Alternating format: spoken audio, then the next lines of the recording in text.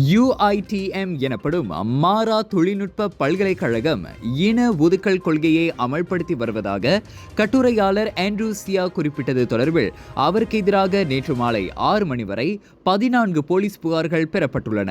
விசாரணைக்கு உதவும் பொருட்டு அந்த கட்டுரையை எழுதியவர் குறித்த தகவல்களை தெரிவிக்கும்படி MCMC எனப்படும் தொடர்பு மலேசிய பல்லுலக தொடர்பு ஆணையத்திடம் கேட்டுக்கொள்ளப்பட்டிருப்பதாக போலீஸ் படைத்தலைவர் தன்ஸ்ரீ ரசருடின் ஹுசேன் தெரிவித்திருக்கிறார்.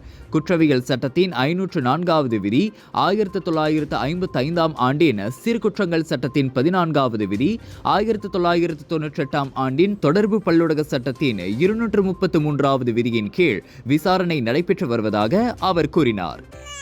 சுவாச பிரச்சனை, சளி, இருமலுக்கு உகந்த தீர்வு சைலஜா பேபி ஹெர்பல் கிரீம். துளசி, கரிஞ்சீரகம், கிராம்பு போன்ற மூலிகைகளால் கொண்டு தயாரிக்கப்பட்டுள்ள சைலஜா பேபி ஹெர்பல் கிரீம் உங்கள் குழந்தைக்கு சிறந்த தேர்வு.